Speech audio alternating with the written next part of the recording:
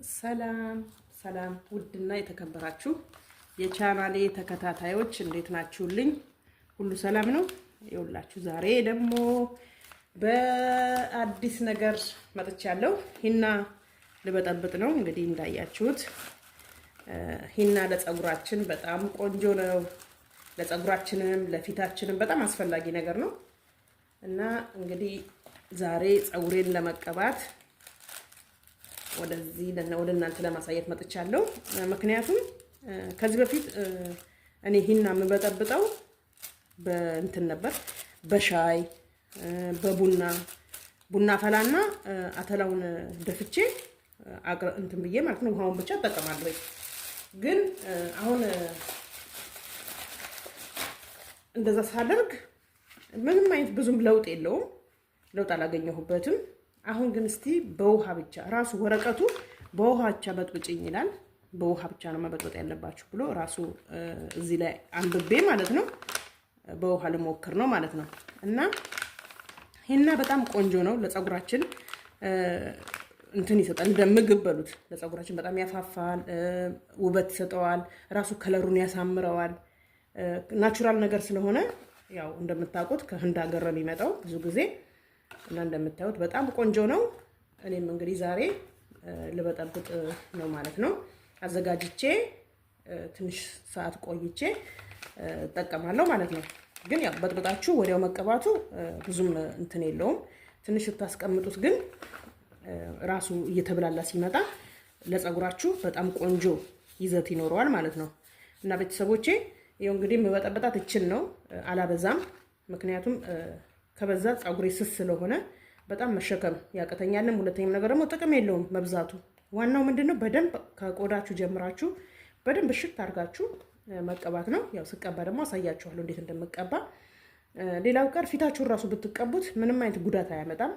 ናቹራል ነገር ስለሆነ ለፊትም ለፀጉርም በጣም ወሳኝ ነገር ነው። ቀለም ከምትቀቡ ማለት አንዳንድ ጊዜ አስቸኳይ ነገር ሲኖርባችሁ ሂና ብዙ ሰዓት ለሚፈጅ ተቀብታችሁ ፀጉራችሁ ላይ ስለሚቆይ የዛን ሰዓት በምትፈልጉ ሰዓት እንደዚህ የሚቆይባችሁ ከሆነ ቀለል ያለ ነገር መቀባት ጥሩ ነው። እሱም ምንድነው ቀለም ብትቀቡ ትንሽ ፊታችሁ ላይ ትንሽ አንዳንድ ጊዜ ሽበት ሲኖር እሱም ብትቀቡ ጥሩ ነው እላለሁኝ። በተረፈ ግን ቀለም የተባለ ነገር ባትቀቡ በየ15 ቀኑ በየወሩ ይህን ብትቀቡ ለፀጉራችሁ በጣም ውብ የሆነ ነገር ነው። በጣም ከሚባለው በላይ በእውነት ነው የምላችሁ። ማየት ማመን ነው። ስታዩ ነው እንግዲህ የምታምኑት ቤተሰብ። ስለዚህ አሁን ወደ መበጥበጥ እሄዳለሁ ማለት ነው። እንደገና ደግሞ ይሄውላችሁ ይሄንን ነው የገዛሁት። አሁን እንደውም በባለፈው የገዛሁት ይሄንን ነው። አያችሁ፣ ይሄን የገዛሁት አሁን ደግሞ ቀይሬ ያለው ይሄን ያው እንደምታዩት ራሱ ኦሪጂናል ይላል፣ ሜድ ኢን ሂንዲያ ኦሪጂናል ይላል እና በጣም ቆንጆ ነው። ተጠቀሙ ነው የምላችሁ። ያው ለእናንተ ጥሩ ነገር ማምጣት እወዳለሁኝ። እና ቤተሰቦች እንግዲህ አሁን ስትበጠብጡ ታዲያ እንትን ማለት የለበትም፣ በጣም መቅጠን የለበትም። ራሳችሁ ናችሁ መጥናችሁ፣ እንደገና ደግሞ ቀስ ብላችሁ ነው እንትን ማለት ያለባችሁ፣ መበጥበጥ ያለባችሁ ማለት ነው። ምክንያቱም በጣም ደቃቅ ሆኖ የተፈጨ ስለሆነ በጣም ከሚባለው በላይ። ስለዚህ እንዳይቦልባችሁ ቀስ ብላችሁ ማዋሃድ አለባችሁ ማለት ነው። ቤተሰቦቼ እንግዲህ ይሄን ይመስላል አበጣበጡ ማለት ነው። ስቀባ ደግሞ አሳያችኋለሁ ማለት ነው። እንግዲህ ቤተሰቦቼ ይሄው እንግዲህ በጥብጬዋለሁኝ እንዳሳየኋችሁ ቆንጆ አድርጌ ነው የበጠበጥኩት፣ ሳይወፍርም ሳይቀጥንም በቆንጆ ሁኔታ ማለት ነው። እና ሲቀመጥ ስታስቀምጡት እንትን ጥሩ የመብላላት ባህሪ ያመጣል። ለፀጉራችን ደግሞ በጣም ወሳኝ ነገር ነው። እና እንደምታዩት ነው እንግዲህ አሁን ልቀባ ነው። እና ሂና እንዳልኳችሁ በጣም ቆንጆ ነው፣ ለፀጉራችን አስፈላጊ ነው። ራሱ እንዳልኳችሁ እንደ ምግብ ማለት ነው። ከኬሚካል ነፃ የሆነ ነገር ስለሆነ በጣም ያስፈልገናል ለፀጉራችን። እኔ ግን ዛሬ ትንሽ ቀጠን ያደረኩት ይመስለኛል። ያባችሁ እንግዲህ እንደዚህ ያደረኩኝ እንደዚህ ቀባለሁ ማለት ነው። ቀጠን ብሏል፣ ግን እንደምንም እንዳይወርድ ወደ ታች አሸዋለሁ በደንብ ማለት ነው። ውስጡን በደንብ ቀብቼ እንደምታዩት እንደዚህ ነው እንግዲህ መቀባው። ይታያችኋል ብዬ አስባለሁ። እንደዚህ እና ይሄና በጣም ቆንጆ ነው፣ ተጠቀሙ እላለሁኝ። ያው መቼም ይሄና የማይቀባ ሰው አለ ብዬ አይደለም። ከቀለም 10 እጅ ይሻላል። ቀለም ማለት ኬሚካል ነው፣ ፀጉራችን ላይ ብዙ ጉዳት ያመጣል።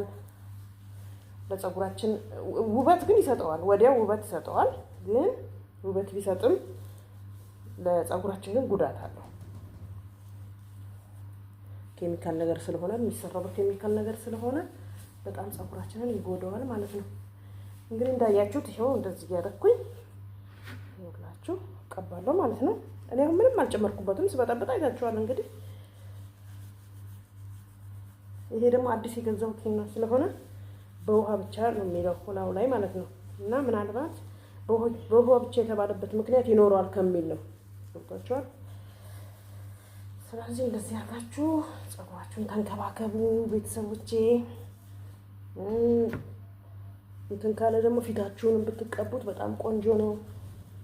ያው ፊታችን ላይ እንትን ቢልም የማቅላት ለተወሰነ ደቂቃ ቢያቀላው ስትታጠቡት ይለቃል። እየለቀቀ ይሄዳል። እንግዲህ እንደምታዩት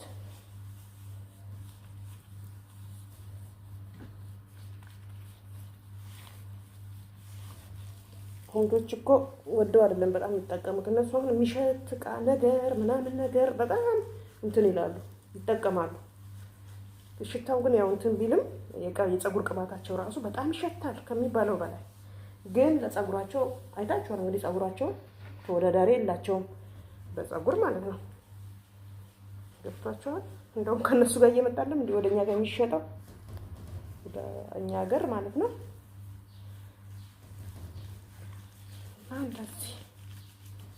እንደዚህ ማሸት ወደ ውስጥ ወደ ቆዳቸው እንዲገባ ማለት ነው። እኔ ፀጉሬ ስስ ስለሆነ ቶሎ እንትን ይላል። ብዛት ላለው ፀጉር ነው ትንሽ የሚያስቸግረው ማለት ያው ሰው ቢቀባችሁ በጣም ቆንጆ ነው ብዬ እላለሁኝ። እኔ ፀጉሬ ስስ ስለሆነ ራሴ እንትን ማለት እችላለሁ። ገባችሁ? እንደምታዩት እንደዚህ ተቀብቻለሁ።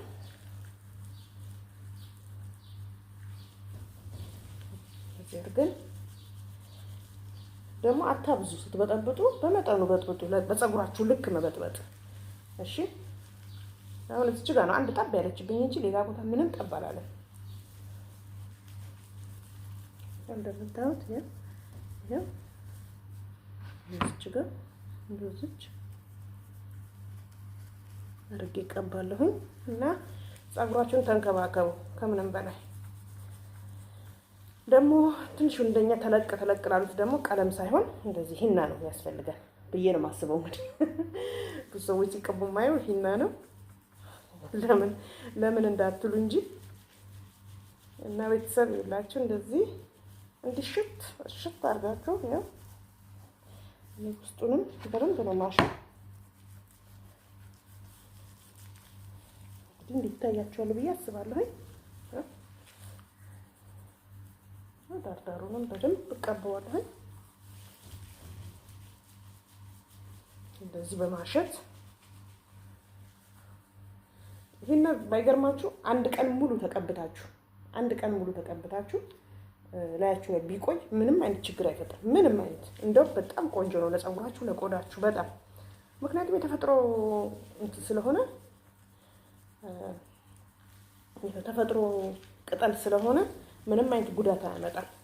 በቃ ምንም ሳይጨመርበት ይፈጫል። አድርቀው ይፈጩታል። በቃ አለቀ። ያው ለእነሱም አንድ ገበያ ነው፣ ሁለቱም ለተጠቃሚም በጣም ቆንጆ ነው። ገባችሁ? እንደዚህ አድርጋችሁ እዚህ አካባቢ እንደዚህ በደንብ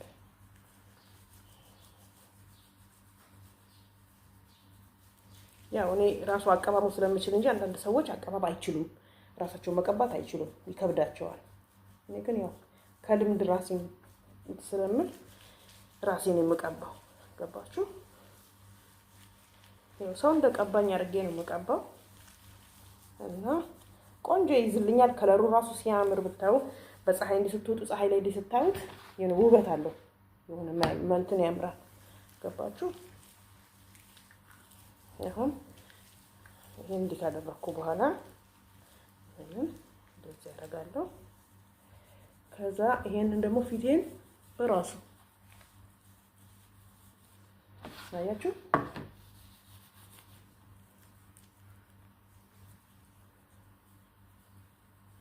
ይሄንን እንደዚህ ቀባዋለሁ ማለት ነው።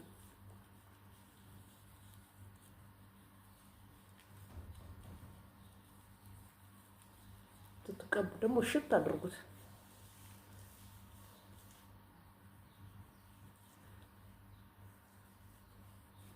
እንደዚህ ተቀብታችሁ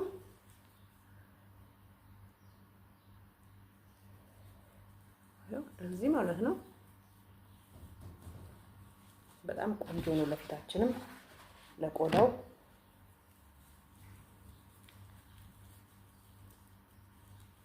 በጣም አሪፍ ነው። እንዲያርጋችሁ ሽት አድርጉት። ምንም አይነት ስሜት የለውም። ምንም በቃ ኖርማል ታውቃላችሁ። አያቃጥል ምን አይል።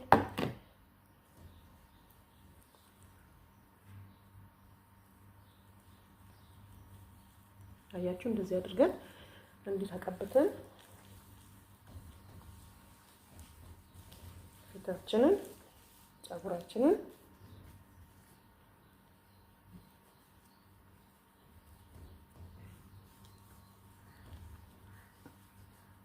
ራሱ ድርቅ ሲል እንትን ትቀቡታላችሁ ማለት ታጠቡታላችሁ ማለት ነው። አያችሁ አሁን እንደዚህ ነው የተቀባሁት ማለት ነው።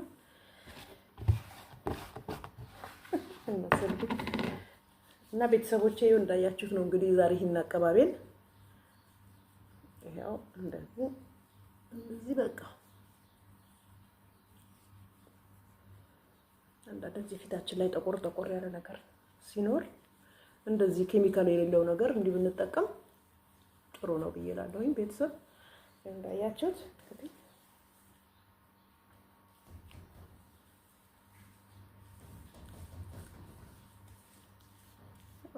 አሁን ይሄ ፀጉሬ በተለይ እስከ 6 ሰዓት 7 ሰዓት ያህል አቆየዋለሁ። ከዛ ታጠበዋለሁ ማለት ነው።